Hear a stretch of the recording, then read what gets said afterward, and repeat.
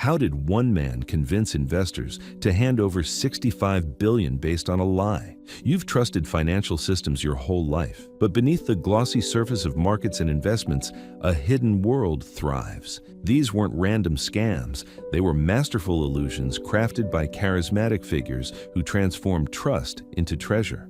From golden toilets to fake certificates worth billions, the scale is mind-boggling. In this video, we'll uncover the 51 most audacious financial frauds in history and the psychological tricks that made intelligent people surrender their life savings. Because sometimes the greatest heists don't require guns, just a spreadsheet and a smile. 1. In 1920, Italian immigrant Charles Ponzi promised Boston investors 50% returns in just 45 days through international postal reply coupon arbitrage. The scheme was breathtakingly simple. Collect money from new investors to pay earlier ones, creating the illusion of legitimate profits. Ponzi, with his charming demeanor and elegant suits, convinced thousands of people to entrust him with their life savings. When Boston's financial newspaper began investigating his operation, they discovered Ponzi would need to have purchased 160 million postal coupons to cover his investors' money. Yet the entire world only had 27,000 in circulation.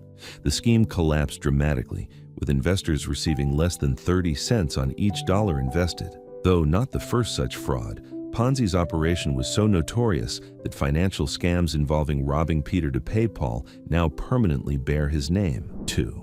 Bernie Madoff orchestrated the largest Ponzi scheme in history, swindling investors out of approximately $65 billion over decades. The respected former NASDAQ chairman exploited his sterling reputation and exclusive client list to create a facade of consistent success. Madoff's genius lay in his restraint. He promised realistic 10–12% annual returns rather than outlandish profits, making his fraud appear legitimate even to sophisticated investors. His scheme imploded during the 2008 financial crisis when clients suddenly needed cash and requested $7 billion in withdrawals that Madoff couldn't produce. The subsequent investigation revealed he had never made a single trade with client funds. Madoff received a 150-year prison sentence and died behind bars in 2021, having destroyed thousands of lives, including several suicides among ruined investors and even his own son.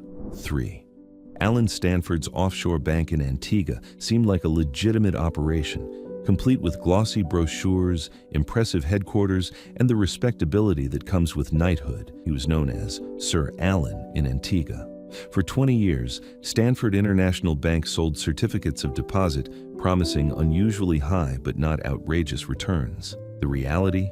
Stanford was funneling investor funds directly into his lavish lifestyle, sponsoring cricket tournaments, purchasing private islands, and maintaining a fleet of private jets. When regulators finally caught on in 2009, they discovered Stanford had defrauded nearly 30,000 investors from over 100 countries out of approximately $7 billion. The Texas-born financier received a 110-year prison sentence in 2012, effectively ensuring he would spend the rest of his life behind bars for his elaborate international fraud. 4.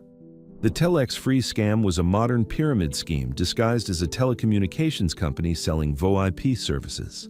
Founders James Merrill and Carlos Wanzeler created an MLM structure where promoters paid to join, then earned by recruiting others and posting daily advertisements online. The genius of their approach was targeting immigrant communities, particularly Brazilian Americans, who trusted fellow community members' recommendations. Actual VoIP revenue, just 1.3 million. Promised payments to participants, $1.1 billion. When Massachusetts regulators began investigating in 2014, the scheme collapsed spectacularly. Merrill received a 6-year prison sentence, while Wanzeler fled to Brazil. The case highlighted how modern Ponzi schemes have evolved to exploit trust networks within immigrant communities while using internet technology to rapidly scale their operations globally. 5. Minnesota businessman Tom Petters projected an image of remarkable success. He claimed his company purchased excess inventory from manufacturers and resold it to major retailers like Costco and Sam's Club at a profit. Yes, between 1995 and 2008, he convinced investors to provide billions for these deals, showing them fabricated purchase orders as proof. In reality, no merchandise existed. Petters used his ownership of legitimate companies like Polaroid and Fingerhut to appear trustworthy. The scheme collapsed when his personal assistant, Deanna Coleman, became an FBI informant, wearing a wire to record Petters discussing the fraud. After a dramatic raid on his offices, investigators discovered the $365 billion scheme had no actual retail transactions. Petters received a 50-year prison sentence in 2010, effectively a life term for the then 52-year-old fraudster. 6.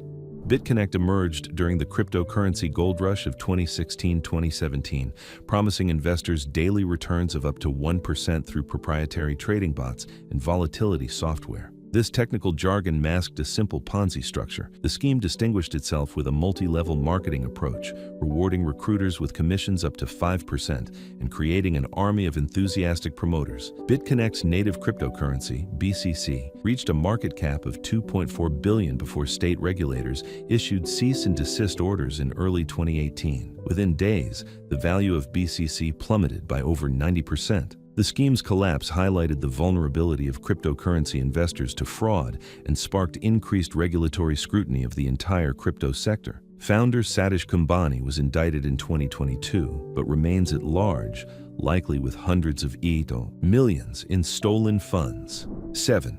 Ruja Ignatova, the self-proclaimed crypto queen, created OneCoin in 2014, marketing it as a revolutionary cryptocurrency that would surpass Bitcoin. With her business degrees and McKinsey consulting background, she presented a compelling figure at flashy events across Europe, Asia, and Africa. OneCoin's genius was its multi-level marketing approach. Members bought educational packages about cryptocurrency and earned commissions for recruiting others. The fatal flaw?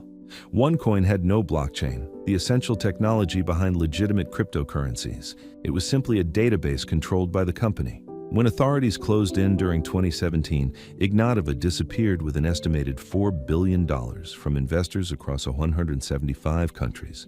She remains on the FBI's 10 most wanted list, with a $5 million reward for information leading to her capture. 8. Russia began innocuously in 1989 as a computer importing business before founder Sergey Mavrodi pivoted to finance in 1992. His social financial network promised returns of 1,000% annually, a tempting proposition in post-Soviet Russia's chaotic economy. Through brilliant TV advertising campaigns featuring ordinary Russians getting rich, became a cultural phenomenon. By mid-1994, the scheme was receiving millions of dollars daily and reportedly controlled about 1/3 of Russia's money circulation. When tax authorities arrested Mavrodi for tax evasion, the scheme collapsed, wiping out the savings of an estimated 10 to 15 million Russians. The economic and psychological impact was so severe that became synonymous with financial fraud in Russia, and Mavrodi's face on MMM's colorful shares remains an iconic image of post-Soviet economic chaos. 9. Fort Lauderdale attorney Scott Rothstein lived like a cartoon villain of excess.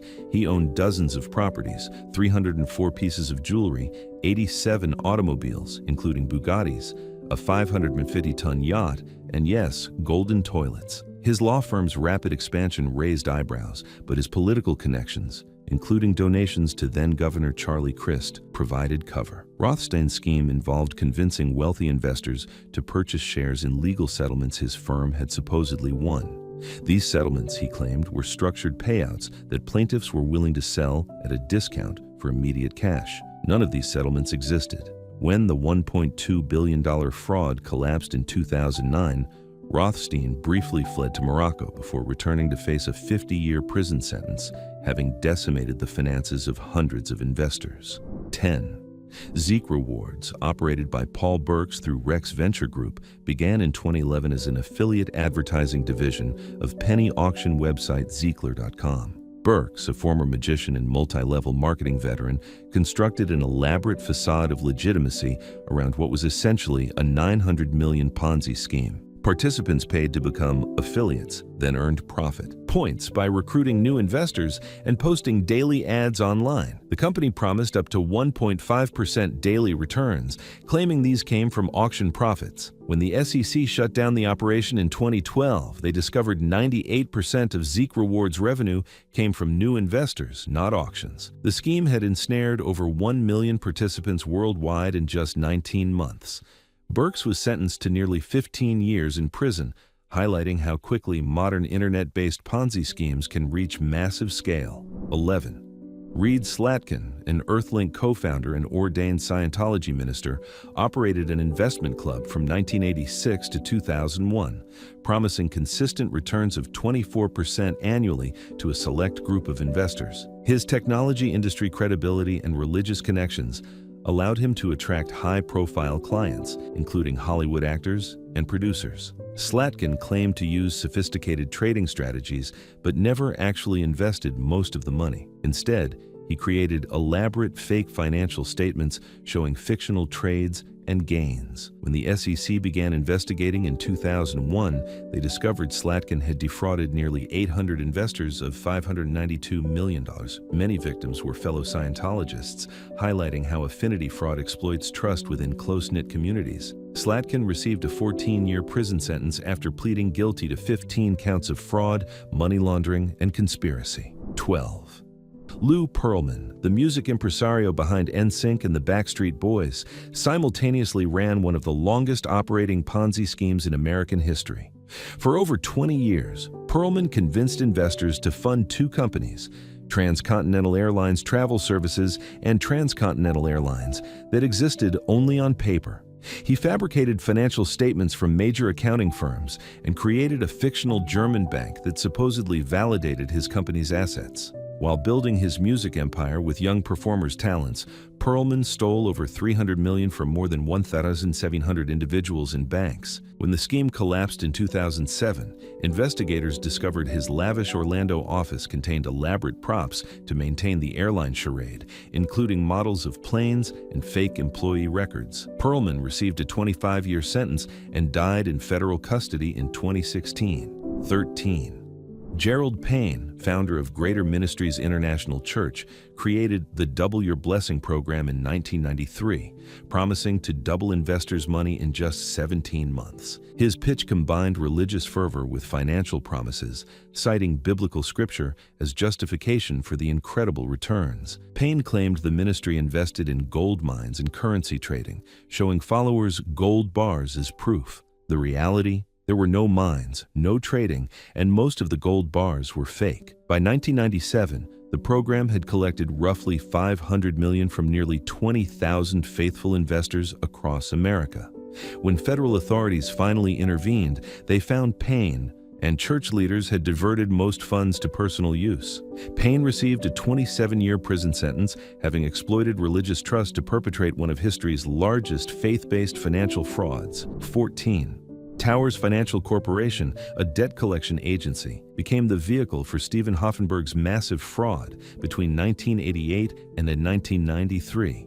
Hoffenberg and his associate, Jeffrey Epstein, yes, that Epstein, convinced investors to purchase bonds and notes issued by Towers, promising returns of 14% or higher. The company claimed these high yields came from purchasing discounted debt portfolios and collecting the full value. In reality, they were using new investor money to pay earlier investors while falsifying financial statements to hide massive losses. When the scheme collapsed in 1993, the SEC called it one of the largest Ponzi schemes in history. Pre-Madoff, Hoffenberg pleaded guilty to defrauding investors of $475 million and received a 20-year prison sentence plus $463 million in restitution. The case highlighted the dangers of unregulated financial instruments and the importance of verified financial statements. 15.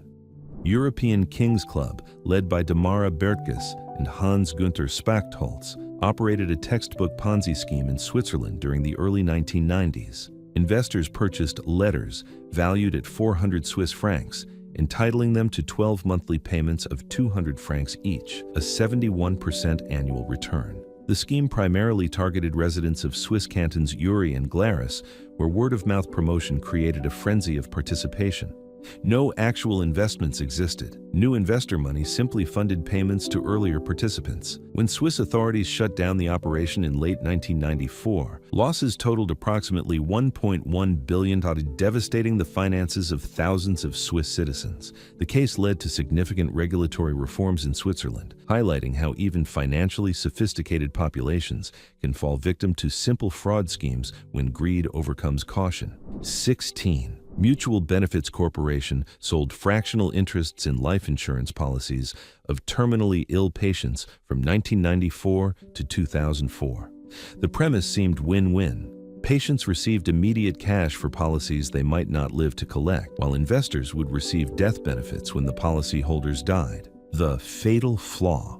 Founder Joel Steinger provided investors with fraudulent life expectancy reports, drastically underestimating how long policyholders would live. When patients outlived these estimates, Mutual Benefits used new investor money to pay premiums on existing policies, creating a classic Ponzi structure. By the time the SEC shut down the operation in 2004, Steinger had sold 30,000 policies worth $125 billion. The case exposed a completely new form of Ponzi scheme that exploited both desperate terminal patients and investors seeking guaranteed returns in what became known as the death futures market. 17. The original Ponzi scheme that gave the fraud its name began in 1919 when Italian immigrant Charles Ponzi discovered international postal reply coupons. These coupons could be purchased in one country and redeemed in another, creating potential profit through currency exchange rate differences. Ponzi claimed to exploit this arbitrage opportunity,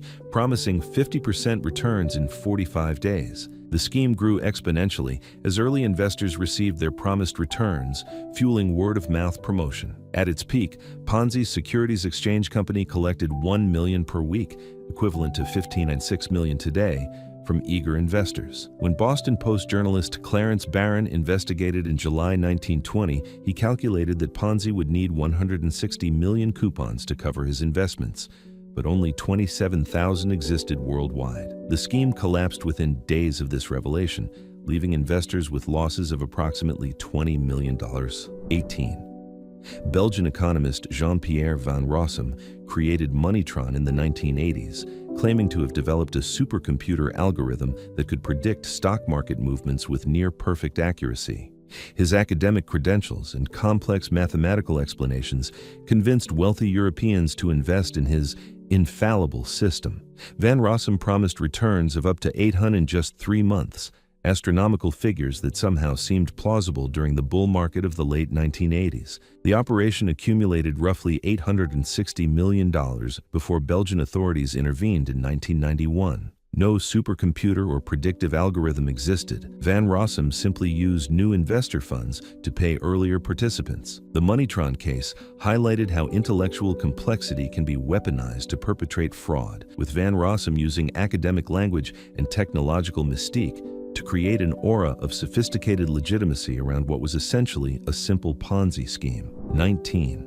From 1985 to 2003, James Paul Lewis Jr. operated financial advisory consultants from an office above a dry cleaner in Orange County, California. Lewis told investors he made money through various business strategies: buying and selling distressed businesses, leasing equipment to medical offices, and financing insurance premiums. His operation targeted primarily elderly investors seeking retirement income, promising 18 to 40% annual returns with no risk. Lewis cultivated an image of religious devotion and conservative values, gaining trust through church connections. The scheme collapsed in 2003 when investors couldn't withdraw funds, leading to an FBI investigation that revealed Lewis had stolen approximately $70 million from nearly 3,300 victims. His promised investment strategies were entirely fictional. Lewis had simply been shuffling money between accounts for 18 years.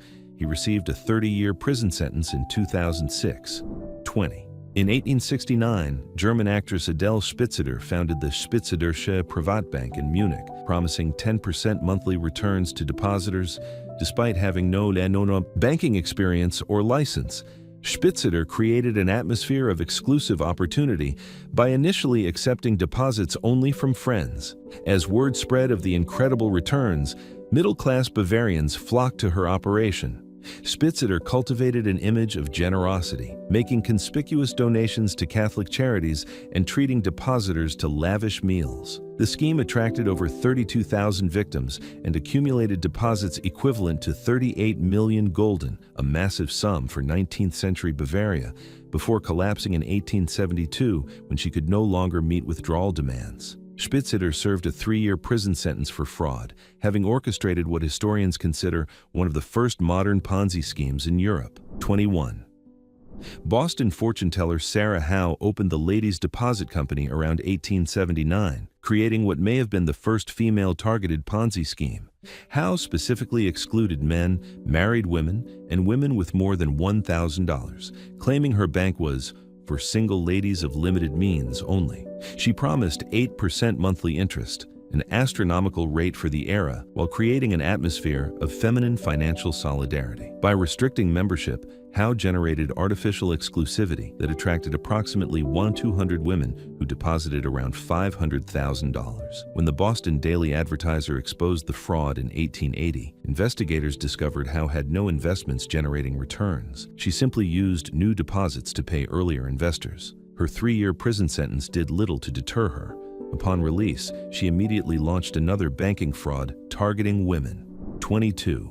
William 5 on 20%. Miller operated the Franklin Syndicate in Brooklyn beginning in 1899, earning his nickname from the astonishing annual returns he promised investors. Miller claimed to possess insider stock market information that allowed him to generate enormous profits from small investments. His operation targeted working-class New Yorkers, accepting deposits as small as $1 to make participation accessible to almost anyone. The scheme's rapid growth, $1 million from thousands of investors in just a few months, attracted newspaper attention, including from financial journalist Arthur Brisbane, who exposed the mathematical impossibility of Miller's claims. When authorities arrested Miller in 1899, they discovered he had invested only a tiny fraction of investor funds, using the rest for personal expenses and payments to earlier investors. His 10-year prison sentence established an important legal precedent for prosecuting financial fraud in America. 23. Johann Baptist Placht ran what historians consider one of Europe's earliest documented Ponzi schemes in Vienna from 1872 to 1873.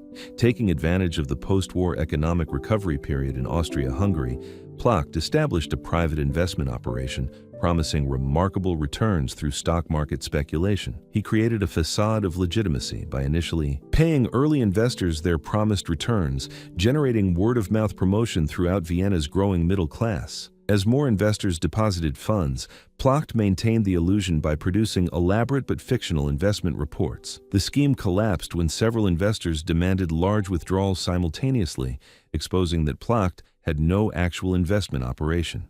Austrian authorities shut down the operation and prosecuted Placht, whose case represents an important early example of how financial regulators began addressing investment fraud in late 19th century Europe. 24.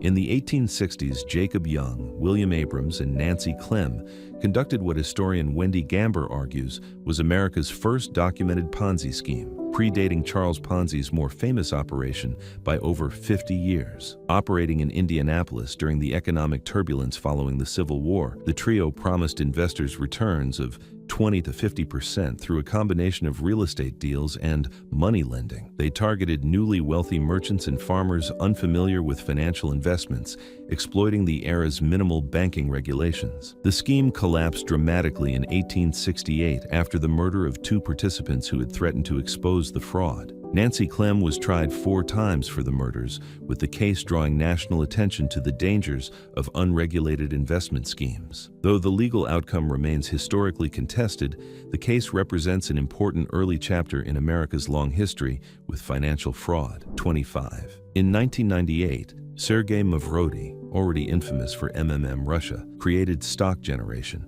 a self-described virtual stock market game where participants traded shares of non-existent companies online. Despite bold website warnings that it wasn't a real stock exchange, between 20,000 and 275,000 people invested real money, treating it as an actual investment opportunity. The genius of Stock Generation lay in its transparency. By openly calling itself a game, Mavrodi attempted to sidestep securities regulations while still collecting millions from participants. The SEC eventually shut down the website in 2000, determining that despite the disclaimers, stock generation functioned as an illegal offering of unregistered securities that defrauded investors of at least $5.5 million. The case highlighted emerging challenges in regulating internet-based financial schemes operating across international boundaries. 26. Gary Gauthier hosted a Tampa, Florida radio show called It's God's Money from 2005-2010, using Christian financial advice as a vehicle to promote fraudulent investments. Gauthier and partner David Dreslin targeted elderly listeners, promising returns of 8 to 40% on real estate investments supposedly backed by mortgages and promissory notes. The scheme's ingenious aspect was its radio platform. Gauthier had current investors call in live to share success stories, creating powerful social proof for potential victims. Behind the scenes, there were no real investments. The pair simply stole approximately $6 million from 38 senior citizens, many of whom lost their life savings. Both men received prison sentences in 2014, with the case highlighting the vulnerability of elderly investors to affinity fraud, masked as religious financial stewardship. A hybrid of comedy and commentary might note that for someone claiming divine financial guidance, Gauthier's investment strategy was surprisingly devilish in its execution. 27. Wex Trust Capital operated from 2005-2008, primarily targeting members of the Orthodox Jewish community with investment opportunities in commercial real estate, agricultural commodities, and diamond mining. Founders Joseph Shereshevsky and Stephen Byers exploited Shereshevsky's standing within the community to gain trust, frequently using religious connections to identify potential investors. Their scheme involved selling securities in specific investment opportunities, then diverting the funds to unrelated projects or personal expenses. When the SEC shut down Wex Trust in August 2008, they had misappropriated at least $100 million from approximately 200 investors. The case highlighted the dangers of affinity fraud, where fraudsters exploit membership in religious or ethnic communities to bypass normal due diligence. Victims ultimately recovered only about 2% of their principal investments, a devastating financial blow to many families who had trusted Shereshevsky as one of their own. 28. Val Southwick's Vescor Capital Corporation seemed like a legitimate real estate investment firm operating in Utah from 1990 to 2008. Southwick cultivated relationships with the local Mormon community, using religious connections to build trust while promising 24% annual returns on real estate investments. His operation specialized in hard money lending, providing high-interest loans to developers unable to secure traditional financing. In reality, Southwick created a complex web of over 150 shell companies to hide that he was using new investor funds to pay earlier investors. By the time Utah authorities intervened in 2008, Southwick had defrauded over 800 investors of up to $200 million. His 9-year prison sentence represented the maximum possible under Utah law, though prosecutors argued it was insufficient given the magnitude of what became known as Utah's largest Ponzi scheme. 29. Michael Eugene Kelly targeted elderly retirees with his universal lease program from 1999 to 2006, selling timeshare-like investments in Mexican hotel rooms. Investors could either use these timeshares or transfer them to Kelly's company, which would supposedly rent the rooms to vacationers. Nearly all chose the transfer option, which guaranteed returns of 11% annually for 25 years. The program appeared legitimate. Investors received ownership documents for specific hotel rooms and could actually visit these properties in Mexico. The fatal flaw: Kelly wildly oversold the available rooms, with some units sold to dozens of different investors. When federal authorities shut down the operation in 2006, they discovered Kelly had stolen over $500 million from 8,000 victims, most of them elderly. He pleaded guilty in 2012 and was sentenced to 5 years in prison, but died while incarcerated in 2013. 30. In 1984, South African entrepreneur Adrian Nieuwhout marketed a bizarre home-based business opportunity, growing milk cultures called kubus, that supposedly had immense value as beauty cream ingredients. Participants purchased starter kits for $500, about $350 at the time, grew the cultures at home for 2 weeks, then returned them to Nieuwhout for $850, a 70% return. The scheme spread rapidly through rural South Africa, with thousands of participants faithfully cultivating these worthless cultures in their homes. The South African government eventually shut down the operation as an illegal lottery, determining that no legitimate beauty product existed and the cultures had no commercial value. Nieuwwoud's scheme represented an unusual hybrid of Ponzi and pyramid structures, requiring participants to actually produce something tangible, albeit worthless, rather than simply recruiting others or transferring funds. 31. Trendon T. Shavers, known online as Pirate or Pirate at 40, created Bitcoin Savings and Trust in 2011, promising investors 7% weekly returns on Bitcoin investments. Shavers claimed to engage in Bitcoin arbitrage, exploiting price differences across various exchanges to generate profits. Operating entirely through internet forums, he accumulated at least 700,000 Bitcoin, worth approximately $4.5 million in 2012, from trusting early crypto enthusiasts. When Shavers disappeared in August 2012, the SEC launched its first cryptocurrency enforcement action. The case established important legal precedent. Despite Bitcoin's novel technology, investments in it were subject to traditional securities laws. Shavers received an 18-month prison sentence in 2016, but the 700,000 Bitcoin he stole would later be worth billions as prices rose, making this possibly the most valuable Ponzi scheme in history when measured by today's cryptocurrency valuations. 32.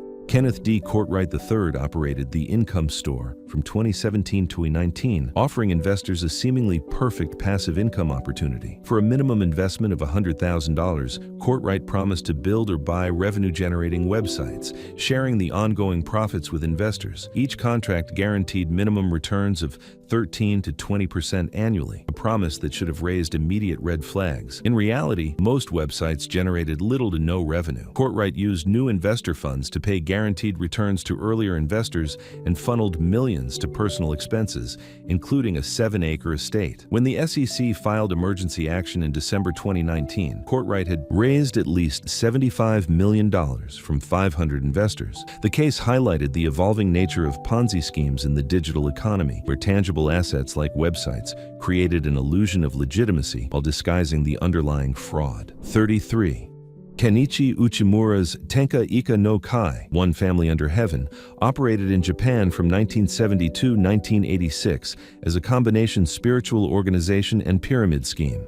Uchimura claimed to have discovered an ancient stone containing secret knowledge that would help members achieve enlightenment and wealth. Members paid substantial fees to join, then earned commissions by recruiting others. The scheme grew exponentially, with membership reportedly reaching 1 million before Japanese authorities intervened. When Uchimura's organization declared bankruptcy in 1986, it left behind debts of 189.6 billion yen, approximately 1.2 billion, earning it the dubious distinction of the biggest pyramid scheme in history, according to Japanese authorities. The case prompted significant regulatory reforms in Japan regarding multi-level marketing and investment solicitation, with particular focus on operations disguising financial schemes as spiritual or religious organizations. 34.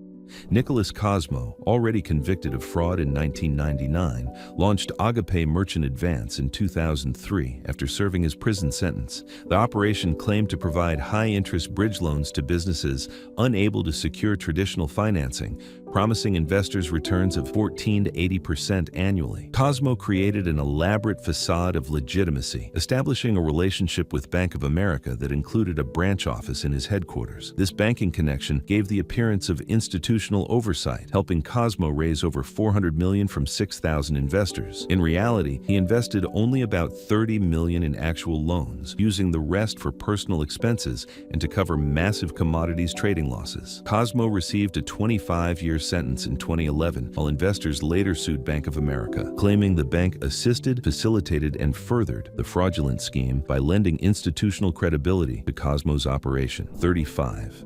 After his release from prison following the Russia collapse, Sergei Mavrodi launched 2011 as a self-described financial social network. Unlike his earlier schemes, Mavrodi openly admitted 2011 was a pyramid scheme, claiming this transparency somehow legitimized the operation. The scheme used a digital currency called Mavros and promised 30% monthly returns, with participants providing mutual aid directly to each other rather than through a central company. This peer-to-peer structure helped Mavrodi evade traditional regulatory enforcement as he expanded into developing countries across Asia and Africa. Before his death in 2018, Mavrodi's new global MMM network had defrauded millions of participants worldwide. His bizarre honesty about the scheme's nature, coupled with clever technological implementation, represented a troubling evolution in financial fraud that continues to challenge regulators globally, an analytical reflection with closing wit. In the strange world of financial fraud, Mavrodi might be the only con artist who could claim truth in advertising while still operating a massive scam. 36. QBF Investment Company operated in Russia from 2011-2021, marketing itself as a legitimate asset management firm specializing in international investments. The company targeted upwardly mobile Russian professionals with promises of 5 to 7% monthly returns, high enough to be attractive but not so outlandish as to immediately trigger suspicion. QBF created an impressive facade of legitimacy with lavish Moscow offices, sophisticated marketing materials, and representatives who appeared on financial news programs. The scheme collapsed in 2021 when Russian authorities discovered the company had defrauded investors of over 2 billion rubles, approximately 27 million at the time, with most client funds either stolen or lost through incompetent trading. The case highlighted how even during Russia's post-Soviet economic expansion, financial regulation remained insufficient to protect investors from sophisticated fraud schemes masquerading as legitimate investment management. 37.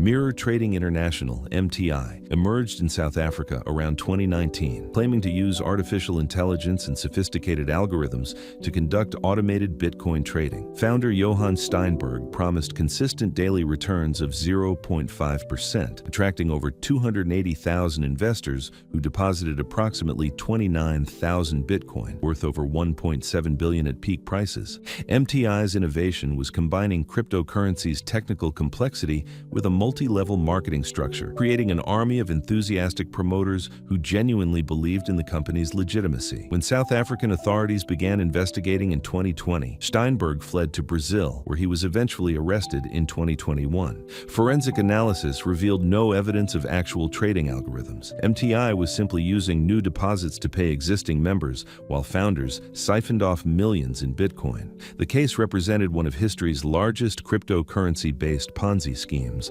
highlighting the unique regulatory challenges posed by these technologically sophisticated frauds. 38.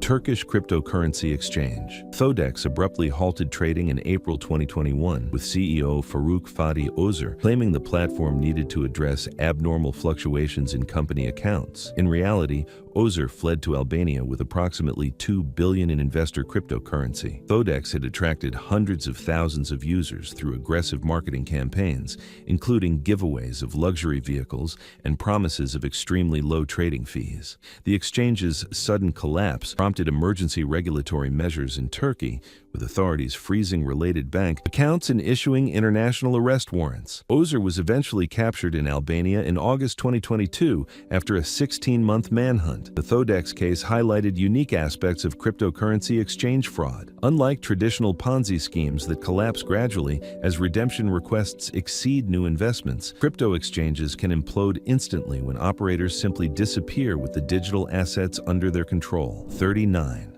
Kenneth Courtwright's The Income Store promised a perfect passive income solution from 2017 to 2019. Investors provided capital, $100,000 minimum, to purchase or build revenue-generating websites, then received 50% of the ongoing income forever. Contracts guaranteed minimum annual returns of 13 to 20%, a red flag that went unnoticed by the 500 investors who collectively provided $75 million.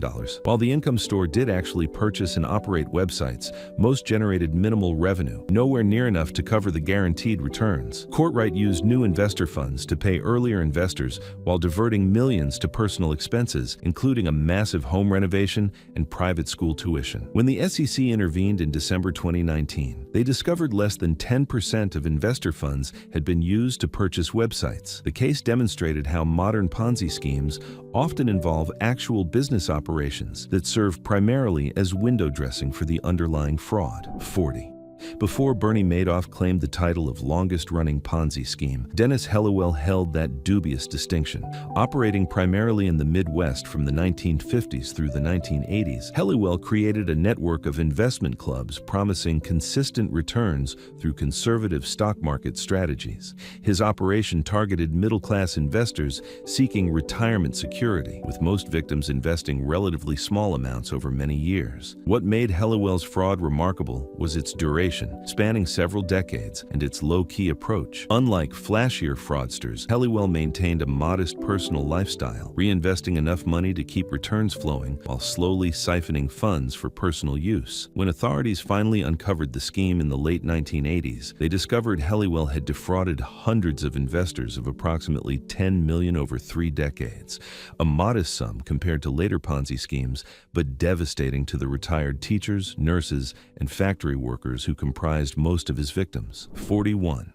In the 1880s, Chicago promoters operated the mysteriously named Fund W, promising enormous profits through supposed investments in grain futures.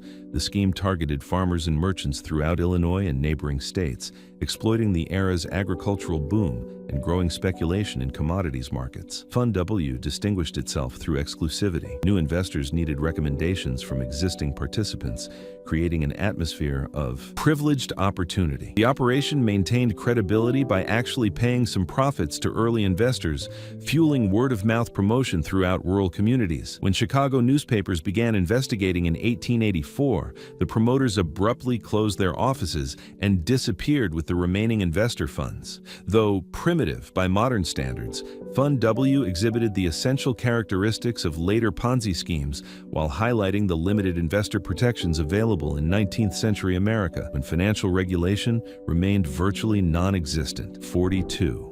Equity Funding Corporation of America created one of history's most elaborate financial frauds from 1964-1973. Rather than simply shuffling money between investors like typical Ponzi schemes, equity funding fabricated entire insurance policies, over 64,000 of them, that were then sold to reinsurance companies. Company employees created fictional policyholders with detailed files, while programmers developed computer systems specifically designed to hide the fraud from auditors. When whistleblower Ronald Sechrist exposed the scheme in 1973, investigators discovered that approximately a third of the company's insurance business was entirely fictional. The fraud's sophistication required cooperation from dozens of employees across multiple departments, making it one of the largest corporate conspiracies in American business history. The case prompted significant reforms in accounting practices and whistleblower protections, while demonstrating how company culture could normalize fraudulent behavior when employees feared challenging authority. 43.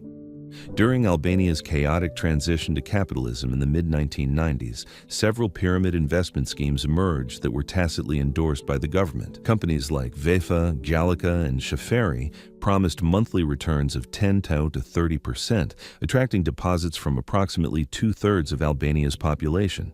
The schemes accumulated approximately $1.2 billion, roughly half the country's GDP, before collapsing in early 1997. The resulting civil unrest included armed rebellions, government building seizures, and over 1,000 deaths. The International Monetary Fund later determined government officials had protected the schemes in exchange for kickbacks and political support. Albania's pyramid crisis represents a unique case where financial fraud directly triggered nationwide political collapse, resulting in the government's overthrow and requiring a multinational military intervention to restore order. The case stands as history's most dramatic example of how financial fraud can destabilize an entire nation. 44.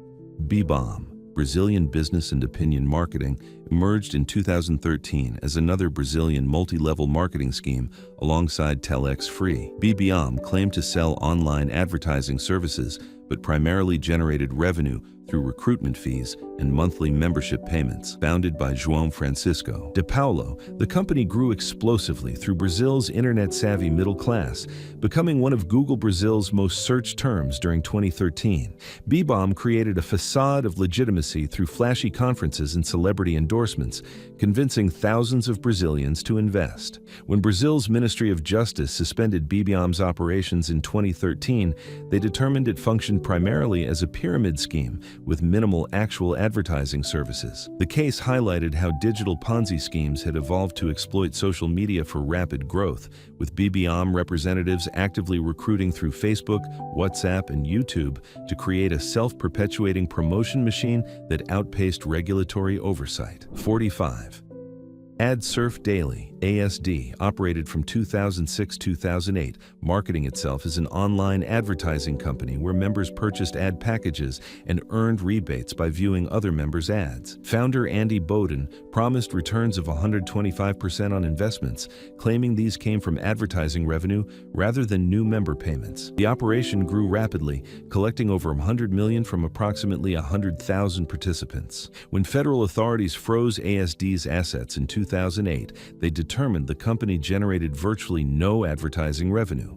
Rebates came entirely from new member payments. The case established important legal precedents regarding internet-based Ponzi schemes, disguised as legitimate business opportunities. Interestingly, ASD was defended by attorney Gerald P. Nera, who later represented other failed schemes including Zeek Rewards and Telex Free, establishing a pattern of legal representation for fraudulent operations that would itself become subject to regulatory scrutiny. 46.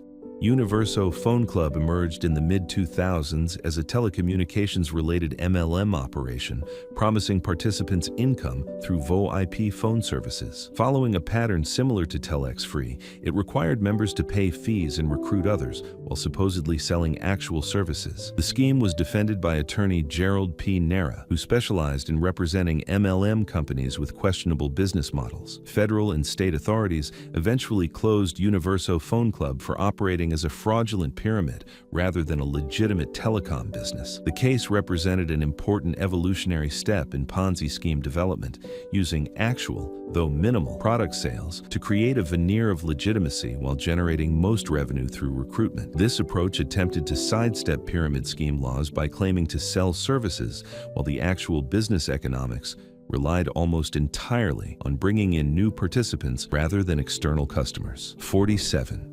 India launched in 2011 as part of Sergei Mavrody's global expansion after his release from Russian prison. Unlike his original MMM scheme, which functioned as a centralized investment fund, MMM India operated as a decentralized mutual aid network where participants directly transferred money to each other through online platforms. The operation promised returns of 100% monthly while openly admitting it was a pyramid scheme, a startling transparency that somehow enhanced rather than diminished its appeal. By 2016, hundreds of thousands of Indians had participated, particularly in Maharashtra and Tamil Nadu. When victims reported that once they sent help to other participants, they received messages that the system had restarted and they could no longer access their investments. Indian financial authorities issued warnings against participation. The MMM India case demonstrated how global financial frauds had evolved to exploit regulatory gaps across international boundaries. 48.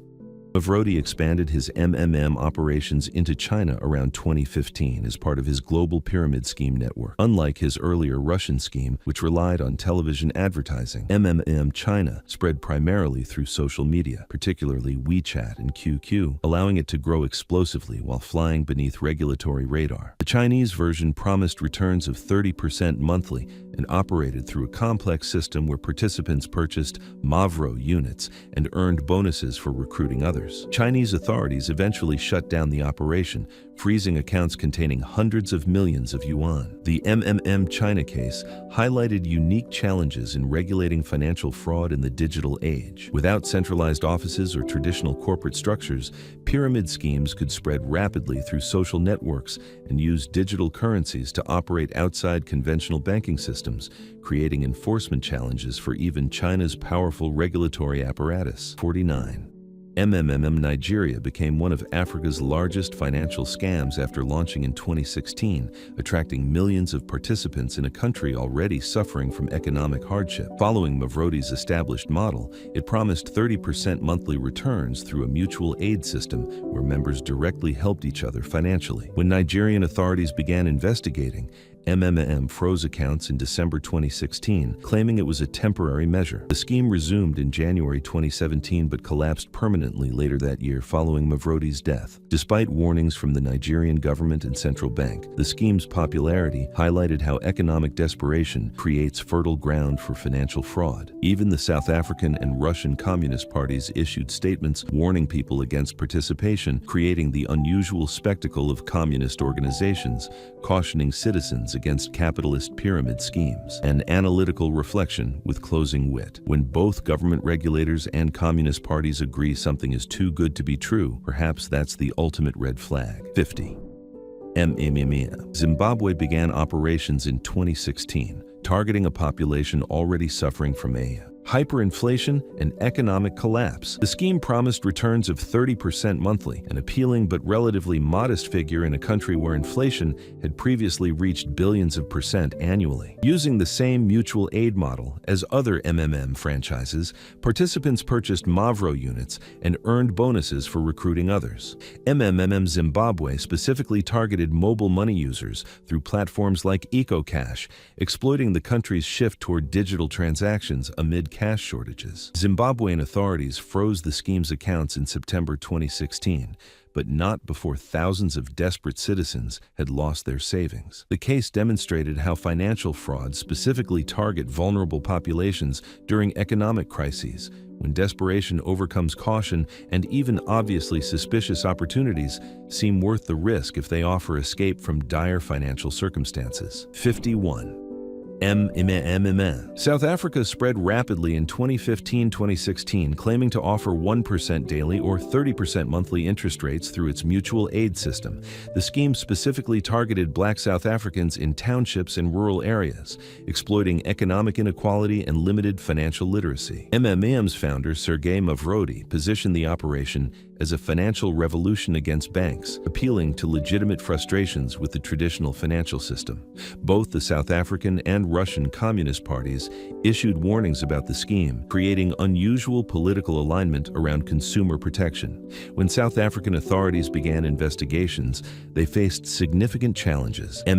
Operated without central offices, using peer-to-peer payments and social media recruitment to avoid traditional regulatory enforcement points. The case highlighted how modern pyramid schemes exploit legitimate economic grievances to position themselves as alternatives to corrupt mainstream financial systems, blending fraud with populist economic messaging. So that wraps up our journey through history's most notorious financial frauds. From Charles Ponzi's original scheme in 1920 to the global franchises that collapsed as recently as 2021, these scams prove that human greed and gullibility remain timeless companions. The most shocking part? Despite Madoff's $65 billion fraud making headlines worldwide, people still fall for the same promises of impossible returns. Are these schemes simply criminal masterminds exploiting human nature, or symptoms of deeper financial system failures? Did we miss any massive Ponzi schemes you've heard about?